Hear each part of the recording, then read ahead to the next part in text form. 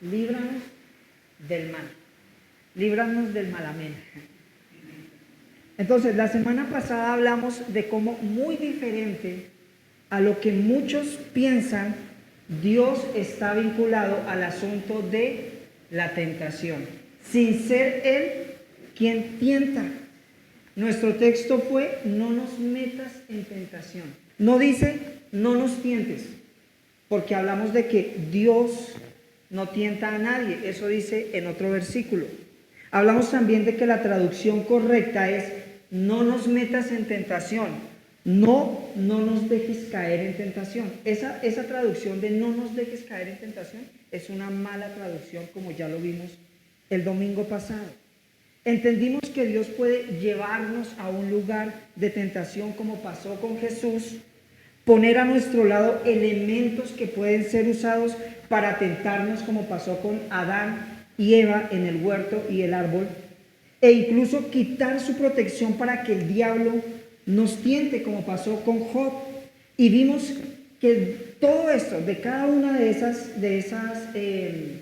historias que contamos de la Biblia, en cada uno de esos ejemplos de Adán y Eva, de Job y de Jesús, vimos que Dios actuó de manera justa, responsable, correcta y con propósito.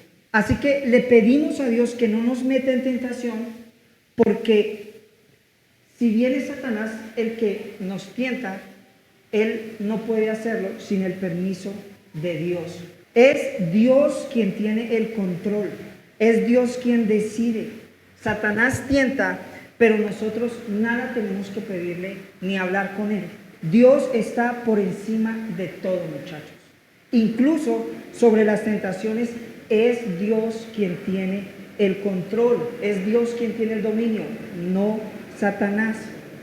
Ninguno de nosotros, muchachos, es tentado sin el propósito, aprobación y supervisión de Dios. Eso lo hablamos el domingo pasado. La Biblia dice esto: ustedes no han sufrido ninguna tentación que no sea común al género humano, pero Dios es fiel y no permitirá que ustedes sean tentados.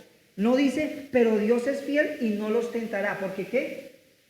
Dios no tienta a nadie, sino que dice, no permitirá que ustedes sean tentados más allá de lo que puedan aguantar. Más bien, cuando llegue la tentación, Él les dará también una salida a fin de que puedan resistir. Mire que esa frase, no permitirá que ustedes sean tentados más allá de lo que puedan aguantar, habla de que es Dios quien tiene el control. No tienta, pero Él tiene el control. Otra parte que leímos fue, Satanás los ha pedido para zarandearlos como a trigo. Ahora, piénselo por un momento. ¿Quién le pide qué a quién?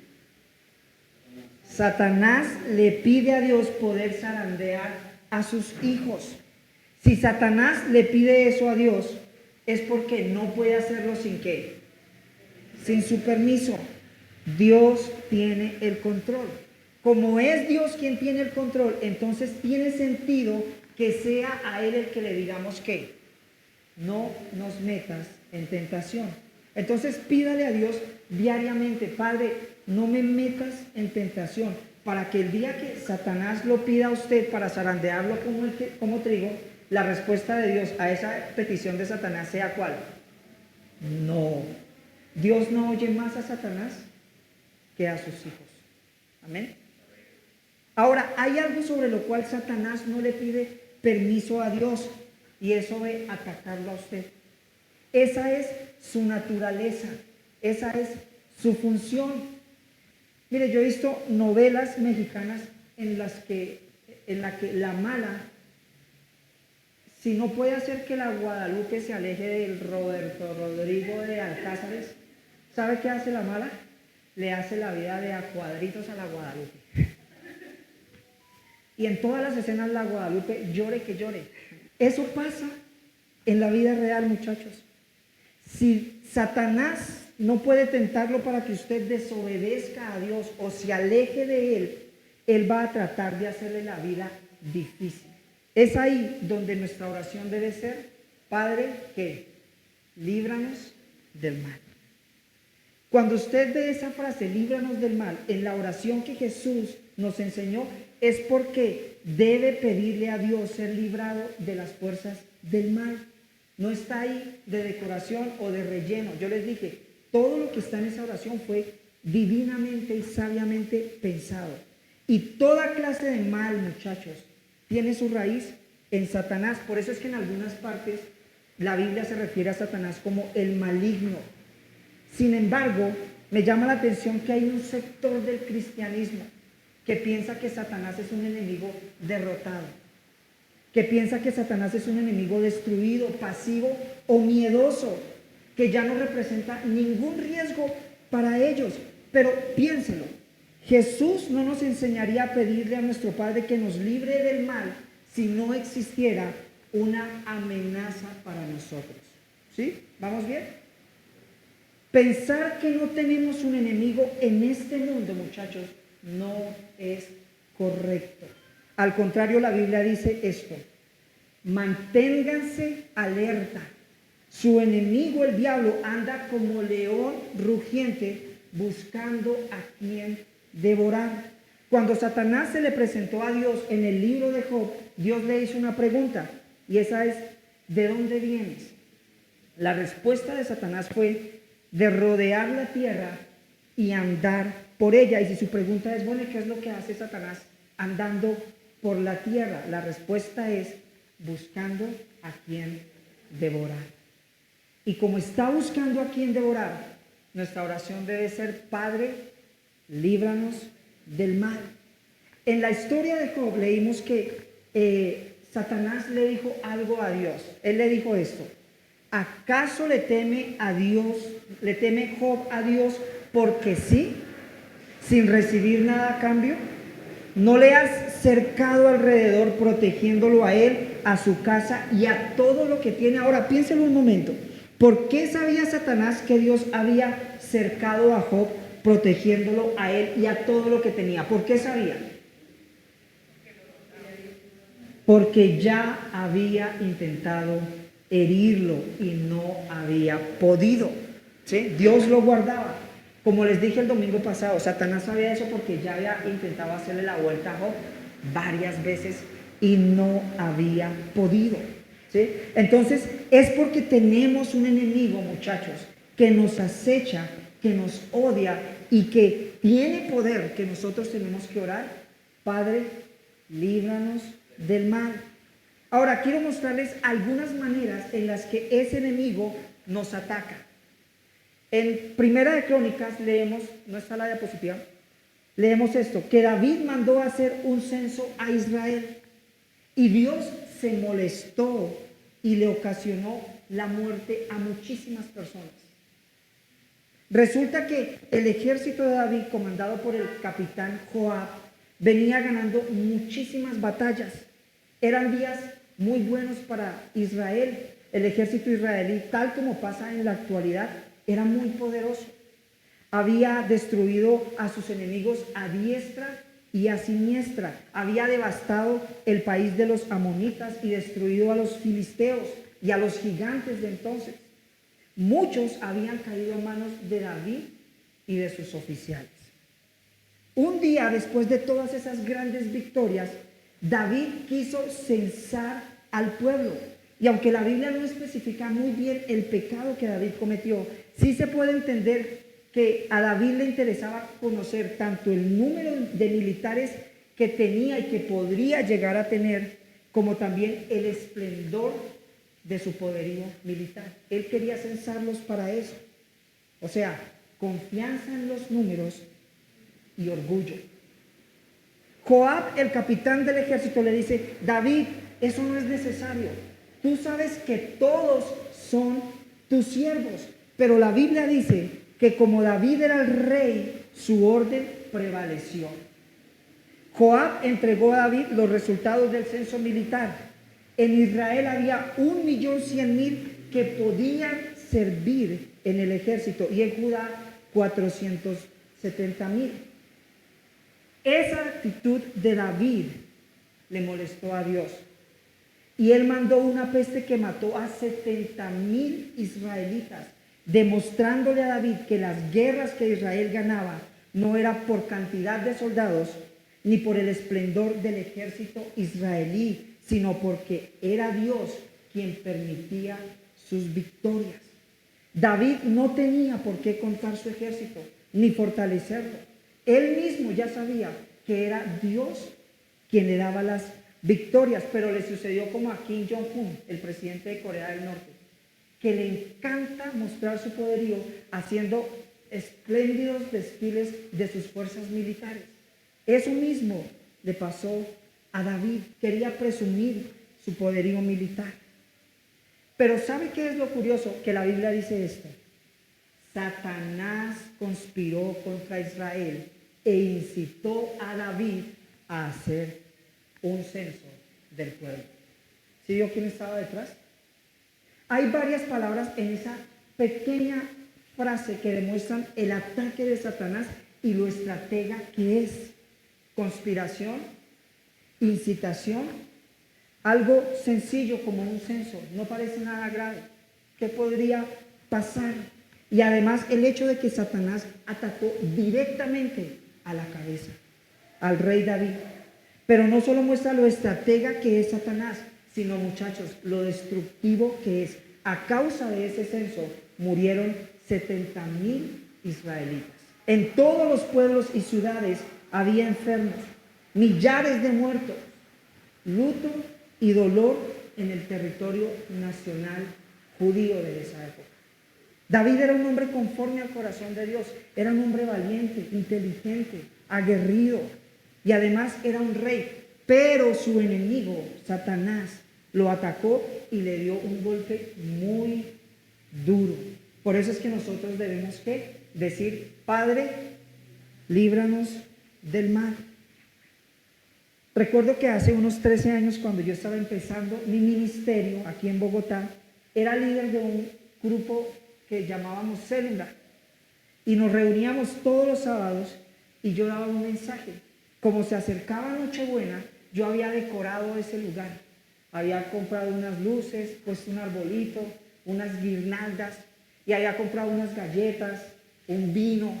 Alguien más hizo buñuelos, natilla. O sea, íbamos a tener una reunión muy bonita. De repente llegó el ex de Milena. Acá la tengo. Una persona que tenía unas ganas de darme en la jeta. Y yo no sé por qué. Yo no sé por qué le caí mal a ese man. Y yo creo que es porque Milena empezó a alejarse, o sea, empezó a agradarle a Dios y empezó a pasársela con nosotros. Y a él como que no le gustó. Bueno, o sea, yo no sé si Milena se la pasaba con nosotros por Dios o por Andrei, que es el esposo. Por Dios. Pero se la pasaba con nosotros. Y a él no le gustó. En un par de ocasiones, antes de ese sábado, él me abordó y me dijo: mire, me compré unos guantes de boxeo. ¿Vamos a jugar? Yo le dije: no, a mí no me gustan esos juegos. Entonces le dije, me acuerdo que le dije: venga, ¿por qué no juega con Andrei? Y ahí sí no, porque Andrei sí le daba. Ese sábado él llegó con un parche, muchachos. Y le dijo a Milena: dígale a Edwin que baje, que no es para eso. Y yo no acepté.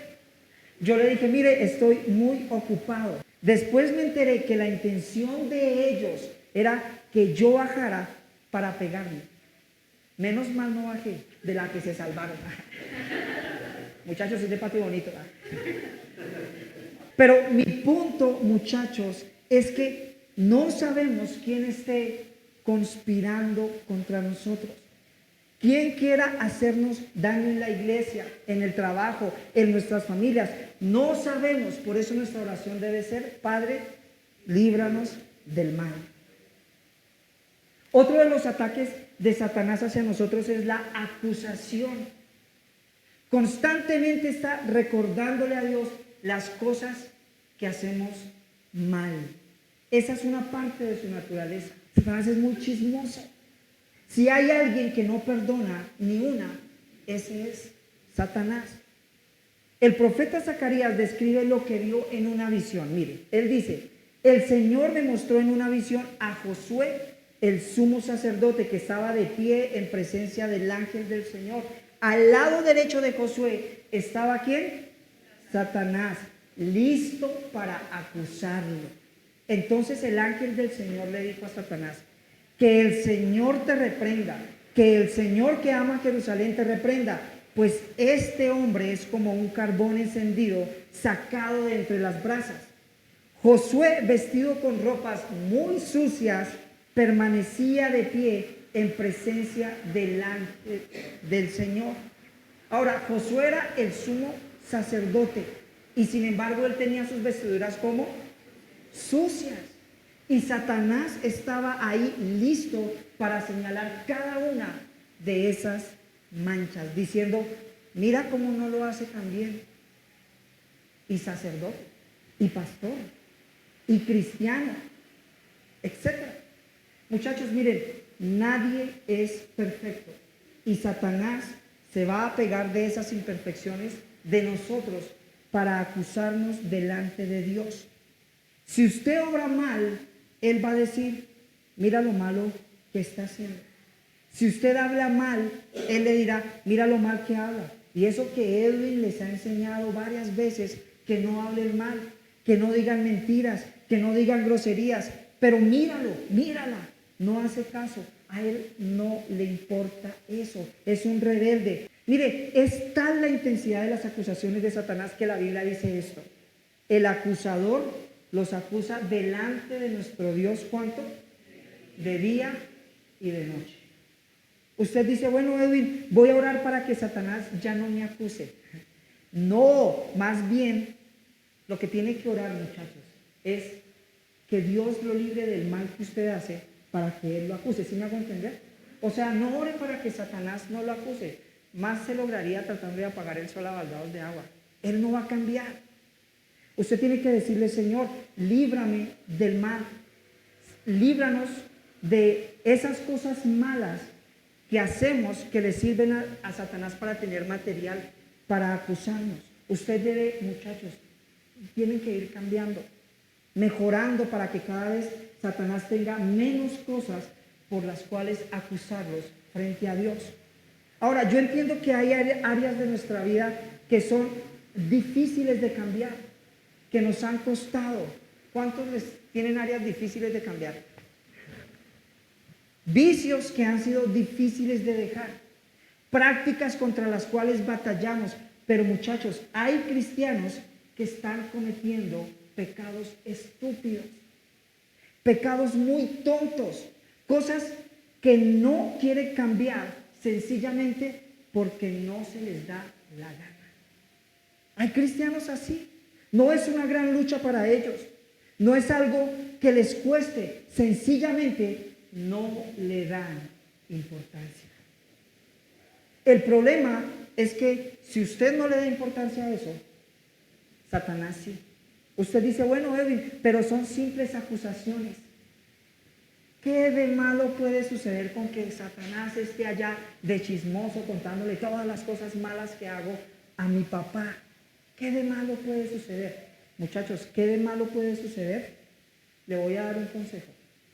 No trate de averiguarlo. No trate de averiguarlo. Es mejor que cambie. Mire, yo le puedo asegurar que Satanás no perdería su tiempo haciendo algo tan insistentemente como lo hace, día y noche, si no supiera que eso le va a dar grandes resultados. Es mejor que empiece a mejorar. Quite esos pecados pequeños que no representan un gran esfuerzo para usted. Yo me imagino a Satanás diciéndole al Padre: mire cómo peca. Y es que fueran pecados grandes. Él es así, así tal cual. Es que fueran pecados grandes. Pero mire Dios, esas cosas que ni siquiera representan un gran esfuerzo para Él.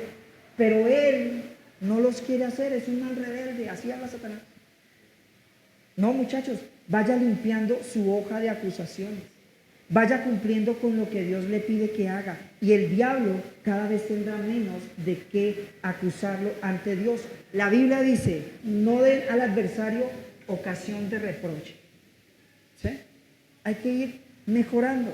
Mire, hay más justicia en una persona que está luchando contra un gran pecado en su vida que una que está tranquilo cometiendo pecados tontos, sencillamente porque cree que no son importantes.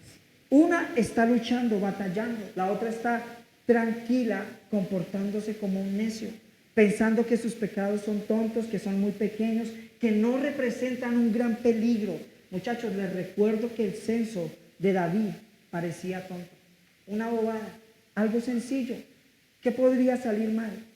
Y sin embargo, terminó en la muerte de 70,000 israelitas. La Biblia dice que las pequeñas zorras también arruinan los viñedos.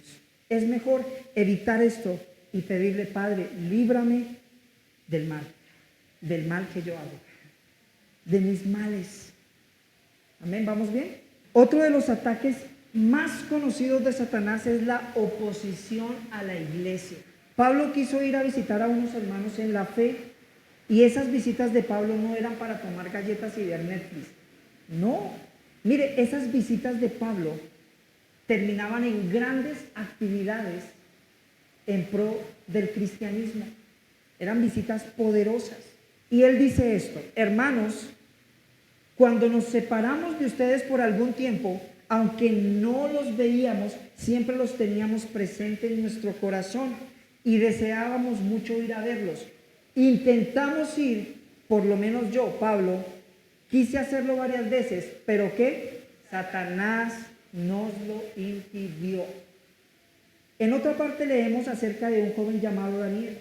Él dispuso su corazón para entender algunas cosas difíciles acerca de Dios y entonces se humilló delante de Dios para que Él se las enseñara.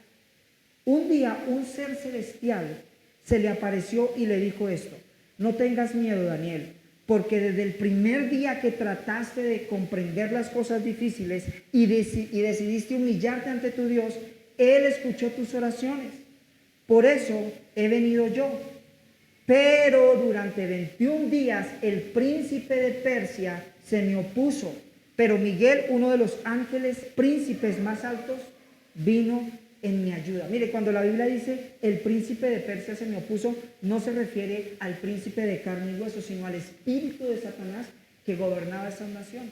Actualmente hay naciones que son gobernadas por Satanás y usted va y el ambiente se siente súper pesadísimo, brujería, etc.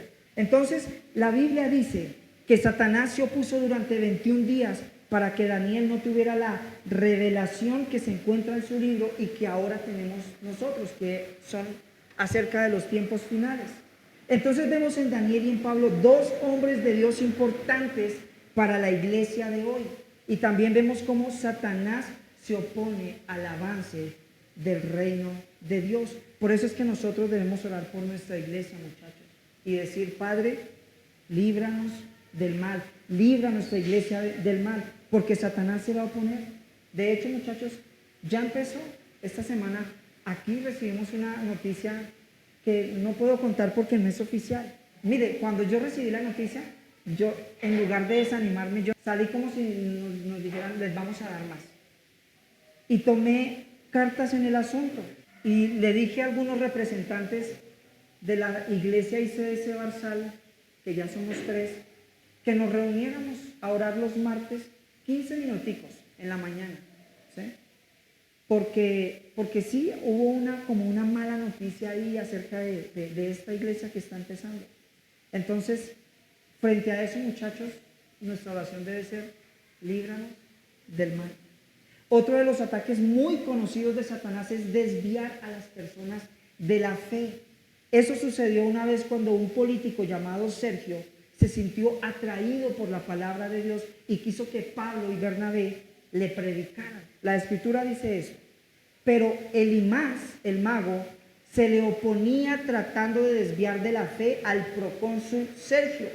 Entonces Saulo, lleno del Espíritu Santo, fijando la mirada en él, le dijo: tú, hijo del diablo, que estás lleno de todo engaño y fraude, enemigo de toda justicia, ¿nunca dejarás de torcer los caminos rectos del Señor?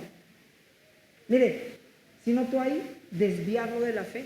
Miren, muchachos, yo crecí en medio de iglesias cristianas, rodeado de muchos peladitos de mi edad que íbamos a la iglesia todos los domingos, a veces a las malas, porque nos tocaba, pero estábamos ahí, ¿sí? Y de todos ellos, la única persona que se levantó conmigo en el cristianismo y que ha perseverado es Andrés. Los demás se desviaron. Miren, yo he estado lo suficiente en iglesias como para ver cómo la gente se desvía. Cómo los que una vez ocuparon una silla en una iglesia la dejaron vacía, vuelven atrás, desertan de las filas del cristianismo, le dan la espalda a su padre. Note la frase, tratando de desviar de la fe. Mire, si Satanás no puede quitarle su fe, va a tratar de desviársela, alejarlo de la Biblia, de la iglesia. Posiblemente usted empiece a pensar, bueno, yo sí creo en Dios, pero no es necesario que vaya a la iglesia. Ya ahí empieza la desviación. Sí creo en Dios, pero no creo en todo lo que dice la Biblia. Sí creo en Dios, pero no creo en los pastores. Y yo sé que hay pastores caspas, o sea, yo lo sé, pero no todos son así. Un desvío siempre está cerca al camino correcto. No parece un cambio drástico, pero en cuanto usted empieza a irse por ahí, muchachos, termina en otro lugar, diferente al que Dios tenía para usted. ¿Sí? Eso es desviar. Cuando usted se sienta tentado a no venir a la iglesia, cuando usted se sienta tentado de pronto a no orar, a no hablar con Dios, cuando se sienta tentado a dudar de lo que la Biblia dice, mire, no se deje ganar. No se deje ganar. Levante su mirada y diga, Padre, líbrame del mal. Permanezca firme, muchachos. Permanezcan firmes en esta que es su casa. Ahora, esa palabra mal se refiere, muchachos, a todo lo que anda mal en su vida, a todo lo malo que le pueda pasar. Yo solo toqué algunos ataques que vienen del maligno, pero son muchísimos, muchachos. No debe haber ninguna cosa que ande mal en nuestra vida por la cual no debamos pedirle a Dios que nos libre de eso, muchachos. La Biblia dice que le pidamos a nuestro Padre, líbranos del mal. Todas las personas pasamos por situaciones difíciles, enfermedades, escasez, decepciones amorosas, vacíos, vicios, preocupaciones, malos comportamientos, etcétera. Líbranos del mal indica que todo lo que sea malo, un espíritu, una enfermedad, una mala experiencia, malas personas, algo que le cause tristeza, dolor, angustia, problemas en el trabajo, problemas para realizar alguna actividad, problemas en su empresa, problemas para emprender, todo lo que está mal, lo que represente algo malo para usted, eso quiere decir que usted puede decirle a Dios, Padre, líbranos del mal. La palabra original se refiere a todo lo que está mal, a todo lo que está mal. El problema con muchos es que se han acostumbrado a vivir mal.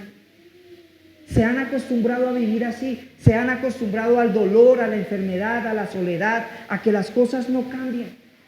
Una de las cosas que más me molesta, muchachos, es ver a jóvenes enfermos. Yo no puedo con eso. A varios cuando yo les he dicho, no tienes que estar así, mire, parece que los hubiera ofendido. No les gusta que se les meta con su enfermedad. Otros actúan como si me faltara empatía, como si yo no los entendiera. Miren, muchachos, se los voy a decir con respeto. Yo no tengo por qué entender nada de eso. Es usted quien tiene que entender que tiene a un Dios que tiene el poder de librarlo de eso.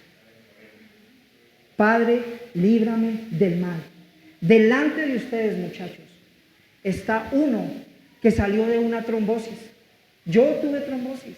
Se me olvidó hablar, Andrés lo sabe. Se me olvidó caminar. Se me olvidó tragar, es decir, bajarme la comida y me tocaba escupirla. Y yo en la clínica del occidente le dije, Señor, si tú me sanas de esto, yo voy a predicar y heme aquí. Después tuve una enfermedad en el corazón. O sea, no fueron cosas fáciles. No me diga que entiendas tu enfermedad, porque no. Porque si Dios lo hizo conmigo, Él puede hacerlo con usted. Tenemos un Padre que es todopoderoso. Por eso cuando yo me entero de que alguien está enfermo, oro. Oro por eso. Oro para que se sanen. No tienen que estar así. Miren, muchachos, ya vendrán los 95 años, donde ya si usted me lo encuentro ya por ahí todo viejito, no, le estoy pidiendo a Dios que me sane. Yo, no sea descarado. Pero a los 35, 40, 50 años, por último, noten que esa frase, muchachos, líbranos del mal, casi ni se ve. Está de últimas. Eso quiere decir algo muy importante, muchachos. Quiere decir que si bien no ignoramos las artimañas, los ataques y el poder de Satanás, sin embargo, no nos debemos obsesionar con eso. No nos debemos obsesionar con eso. Hay muchos cristianos que parece que tienen el Padre Nuestro al revés. Y lo primero que hacen cuando se despiertan, en lugar de pensar que tienen un Padre que los ama, que es poderoso, que los puede ayudar, lo primero que hacen cuando se levantan es pensar en lo último, en los males, en las crisis de Bogotá, de Colombia, de cómo está el mundo, todos los males, ¿sí? Eso es lo primero que hacen. Tienen el Padre Nuestro al revés. Mire, Dios dejó esa frase, líbranos del mal, para que no ignoremos que tenemos un enemigo, muchachos. Pero la dejó de últimas para que no nos obsesionemos